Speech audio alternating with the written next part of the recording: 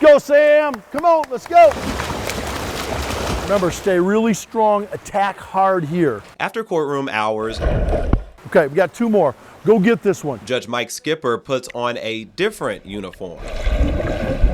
I coach football here and I coach swimming, so I'm with kids all the time. He tells me his coaching style dives deeper than sports, tackling things like peer pressure, bullying, and underage drinking. So I really didn't see MIP the way it was as being bad. Judge Skipper says he rarely sent first offenders with a clean record to jail even before these new changes got Governor Snyder's approval.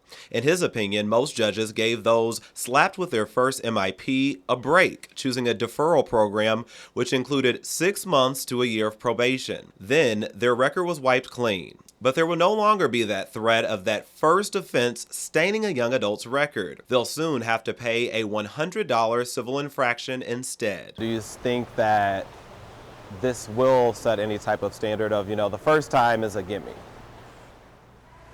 It might, and I'll tell you why. Because I don't think they took the right second step with the law. He says the new way takes jail time off the table for first and second time offenders unless they violate probation. Taking that off the table may be a problem. Because if you get a second MIP, you're pretty careless or you have a problem, right? So the second time, there should have been the ability, the threat of possible jail time, because that's what kids care about. I feel a fine doesn't do as much as a punishment itself. It's just a payment, but going on your record, I feel like could really install it in their brains that it is a bad thing. We have to, at least as judges, have the option of being tougher where we think it's necessary. Because I do have kids that I think have a problem already at 16, 17, 18, 19 years old, already having a problem with alcohol, already alcoholics or in developing that way. For the media, it all starts here. The Cleveland Convention Center. It's a sprawling area turned media workspace. After we clear security, this is where we come to edit our stories, maybe get some extra video from the networks. Then it's off to the queue, as it's called. Through the curtain maze, up escalator 1, then 2, then to the shuttle. Thanks, Nick. Here's the creative part. Our secure buses travel several blocks, all fenced in, but still on city streets, while allowing pedestrians and cross traffic to pass through. And then you end up here at Quicken Loans Arena. It's also something called the Marketplace. Now, we're going to take you inside Quicken Loans in a minute, but first, let's take a look at the plaza. It's not too busy right now, but it has been packed for the past 2 days. It's a place to eat, drink, listen to music, and generally unwind after a hard day of receptions and rules fights. Roll call vote! Roll call vote! And if you need a souvenir, something with an elephant or Trump or even a little bling, you can find anything. And I do mean anything, particularly if it's red, white, and blue. Then just turn around and see how the groundskeepers are doing at Progressive Field. But that's for the delegates and guests. Reporters head inside. Thank you. Welcome. Another quick security check, and we're in the queue and on the way to our temporary home, sweet home. Finishing on the grass, so go ahead and fill it all in. It just struck me. I had to come. It was professional cyclist Lance Armstrong that spearheaded tonight's event. He heard about the horrible crash and reached out to the Kalamazoo cycling community. Why was it so important to come to Kalamazoo? Let this awful tragedy stop us from doing what we want to do. Because, we've all been in that place as cyclists, and on our bikes. We've all been scared. We've all been touched by cars, but to be run down it was so severe. And for 5 to lose their lives, it's unlike anything I've ever seen. Wearing the Chain Gang jersey, he rode with the members, who broke down as they reached the crash site on West Nidge Avenue, where 5 ghost bikes now sit in the rider's memory. Near the site was one of the survivors, Jennifer Johnson. She was wheeled out on a stretcher to watch. I'm so grateful to everyone for their support. It means a lot to me and my family, and I'm praying for those who are still recovering. They need a lot of prayers. Sheila. Today, Sheila Jeske, another survivor, was released from the hospital. She was sitting at the start of the race with a wheelchair and both legs in casts. Both women were overwhelmed by the love they felt from the bikers and those on the sidelines for support. Just want to thank the community for coming out. Earlier in the day, Armstrong visited the cyclists in the hospital and met with the families of the riders who lost their lives. There were probably 40 of us in there. I'd never been in a room like that. It was very, very difficult for me. This is still so fresh. I mean, you have people that 5 people who lost their lives just a week ago on this very ride. It remains a busy street in downtown Dallas, yet often appears to be one where time stands still.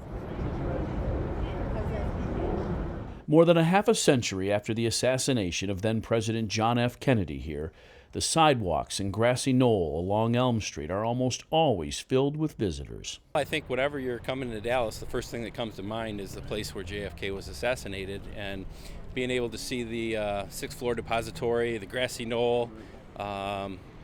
It's a very somber place, historic, and deserves our respect. Outside of a change in building names and the occasional repaving of the road, the scene almost eerily unchanged from November 23, 1963. What made you want to come to do this? This is, it's such a part of American history, and my husband is a big history fan. We wanted our kids to have this experience. Now, it was on this cement pedestal a little more than 53 years ago that Dallas resident Abraham Zapruder, with an 8mm camera, turned and filmed what to this day is believed to be the only recording of one of the most infamous moments in American history.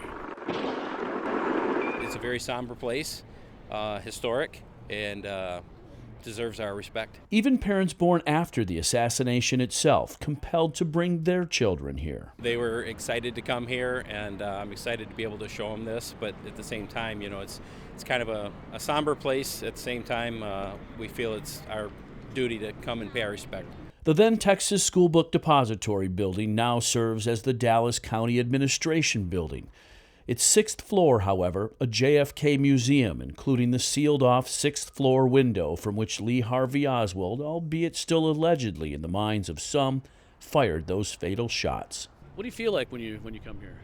It's a mixed emotion. It's strange to see the X's on the road and think that such a big piece of American history happened right there in that spot. There are 2 X's painted and repainted on the road marking the 2 spots President Kennedy was hit by gunfire. The surrounding area filled with plaques commemorating the plaza as a National Historic Site. We wanted to take pictures, but we didn't feel like we could smile because it was such a tragic event in our history. We want to take a picture. We want to remember the fact that we were here, but at the same time, what a tragic day. I know a lot of people think JFK would have been one of the greatest presidents ever, and that was cut short. When I saw that thing circling around like that, I have watched The Wizard of Oz, and I know what a twister looks like. At the south end of one tornado's path, near where it started in Van Buren County, that whole side of the building is, you can see, about to fall in. Perhaps the hardest hit spot was True Blue Farms, a family-owned blueberry farm north of Bangor. It was just like the movies. Shelley Hartman had heard the weather alert on her phone, saw the storm swirling through the trees. It was amazing. You could see the debris flying around in there. You could see tree parts and paper and just debris. They warned 65 workers to take shelter. The tornado funnel went right straight through here, picked that truck up and threw it right on its side. The storm tossed plastic blueberry carriers called lugs into car windshields. But worst of all, it tore apart a large section of the farm's cold storage building. She hopes they'll be able to save the late season crop. We're hoping for the best here. And one thing too, amazing, look around at all these people. I mean, people just started showing up saying, what can we do? It's all our group of growers. We're all very close. Yeah. And we always help each other out. From the blueberry farm, the tornado headed northeast. The twister appeared to drop down here in Columbia Township, heavily damaging part of the Columbia Township Hall, even appearing to fold the tall radio antenna over the top of the building. In Bangor, where it all started, crews were also cleaning up. Downed trees and power lines, toppled streetlights, and a family was trying to get back into their home. My fence, took out the swing set, took out my garden, took out part of my garden shed. It's scary, don't know what to do, don't know where we're staying. In Van Buren County, Ken Kolker, 24-Hour News 8. Hi, Marley. We have We have a lot of people around us, Marley. We have been walking with them for about an hour now. We are now towards the front of the protest here. I'm going to try to see if we can speak to someone right now. Hi, can you explain for me why you're out here demonstrating right now? I'm out here protesting because my vote didn't count. My vote didn't count. My vote didn't count.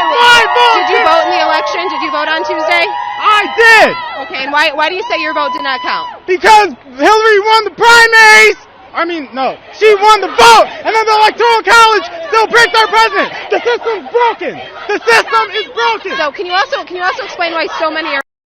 Whoa, hey, my man. Excuse us for that language. That's uncalled for, because I'm over here being interviewed. Okay, what was the question? Can you explain for us why so many people are out here and why you think so many people are taking part in this demonstration?